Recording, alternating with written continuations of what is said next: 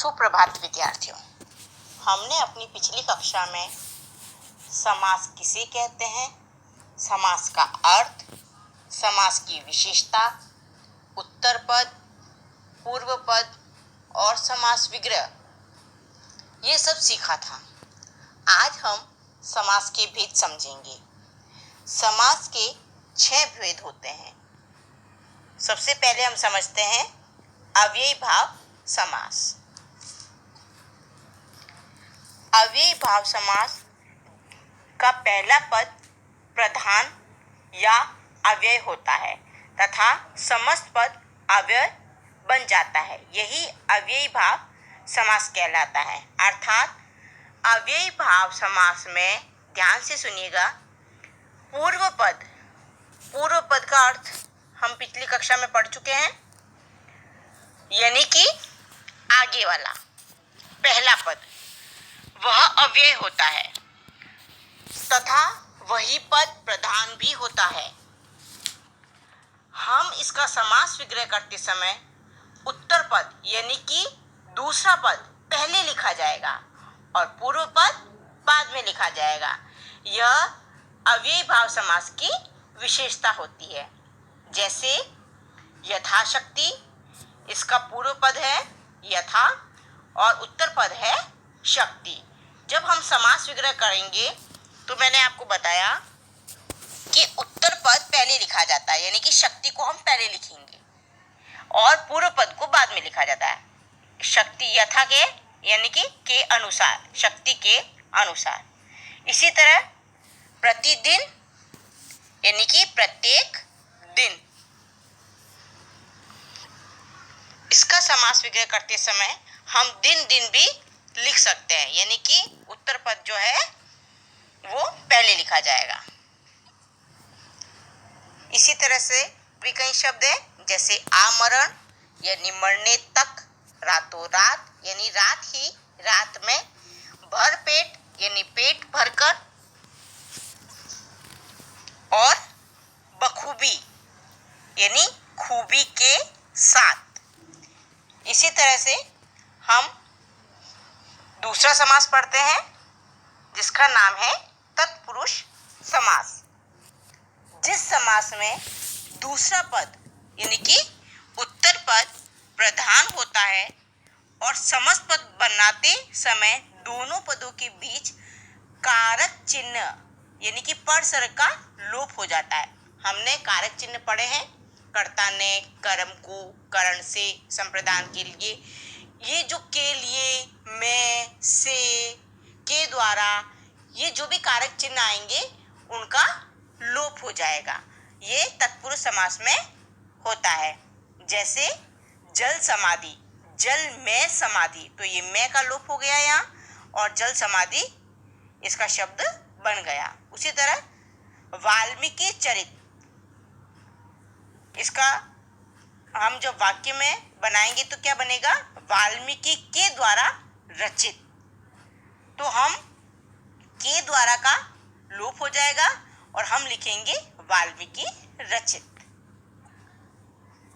इसी तरह से और भी कई शब्द हैं, जैसे हस्तलिखित, हस्त से लिखित, रसोई घर, रसोई के लिए घर, रोग मुक्त, रोग से मुक्त, राजपुत्र, राजा का पुत्र, दानवीर, दान में वीर।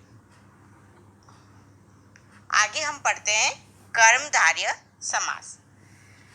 कर्मधारय समास हम किसे कहेंगे, जिन समस्त पदों में दोनों पदों जैसे कि विशेषण और विशेष्य का संबंध होता है उन्हें कर्मधारय समास कहा जाता है। जैसे चरण कमल, चरण के समान, कमल के समान चरण, नील गगन, नीला है जो आसमान। अब हम कर्मधारय समास की पहचान करने के लिए हमें 2 बातों का ध्यान रखना है। ज्यादातर, सभी नहीं परंतु ज्यादातर इनके वाक्य में के समान, है जो और रूपी जैसे शब्द वाक्य के बीच में आएंगे। जैसे नीलगाय, नीली है जो गाय, यानी है जो आ गया इसमें। मुख चंद्र, यानी मुख रूपी चंद्र, रूपी आ गया इसमें। कमल नयन, यानी कमल के समान नयन, के समान आ गया। तो हमें कर्मधारय समास की पहचान करने के लिए है जो, रूपी और के समान वाक्य के अंदर यदि शब्द आते हैं, इसका मतलब है यह कर्मधारय समास कहलाएगा। अगला है हमारा बहुव्रीहि समास। जिस समास में दोनों ही, यानी कि दोनों ही कौन से, पूर्व पद और उत्तर पद, दोनों ही पद प्रदान नहीं होते हैं बल्कि कोई अन्य पद ही प्रदान होता है, उसे बहुव्रीहि समास कहते हैं। जैसे नीला है कंठ जिसका, या कंठ नीला है जिसका, उसे हम नीलकंठ कहते हैं। और नीलकंठ किसे कहते हैं, शिव को। महात्मा, यानी महान आत्मा है जिसकी, यानी कि कौन, साधु। और भी कई शब्द हैं, जैसे दशानन, 10 है आनंद जिसके, अर्थात रावण। पीतांबर, पीले हैं अंबर, अंबर यानी वस्त्र, जिसके, अर्थात श्री कृष्ण। लंबोदर, लंबा है उदर जिसका, अर्थात गणेश। तो ये इसका तीसरा अर्थ निकलेगा, वो बहुव्रीहि समास कहलाएगा। अगला है द्विगु समास।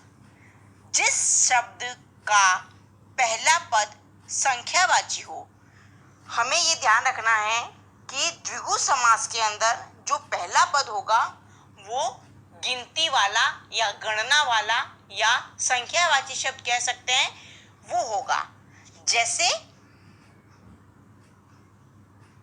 5 वटों का समाहार, पंचवटी, 3 भुवनों का समाहार, यानी त्रिभुवन।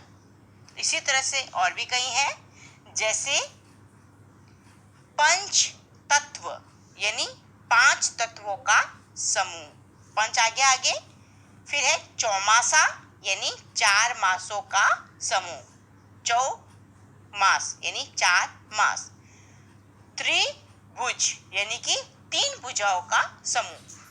तो हमें ये ध्यान रखना है इसमें कि द्विगु समास में पहला पद जो होगा वो संख्यावाची होगा। और लास्ट है द्वंद्व समास। जिन समस्त पदों में दोनों पद प्रदान हो और उनके विग्रह में और, अथवा, या लगता हो, उसे द्वंद्व समास कहते हैं। हमें इसमें भी ये बात ध्यान रखनी है कि जहाँ भी द्वंद्व समास होगा, बीच में 2 शब्दों के बीच में योजक चिन्ह लगेगा। ज्यादातर उल्टे अर्थ देने वाले शब्द होंगे और दोनों के बीच में जब हम विग्रह करेंगे तो और, या, अथवा लगेगा। जैसे दिन रात, दोनों के विपरीत अर्थ देने वाले हैं, दोनों के बीच में और लगेगा। माँ बाप, इसी तरह सुख दुख, इसमें भी विपरीत अर्थ देने वाले हैं और बीच में और लगेगा। राजा और रंग, यानी राजा रंग, बीच में योजक चिन्ह का प्रयोग होगा। तो आप समास के सभी भेदों को समझ चुके होंगे। धन्यवाद।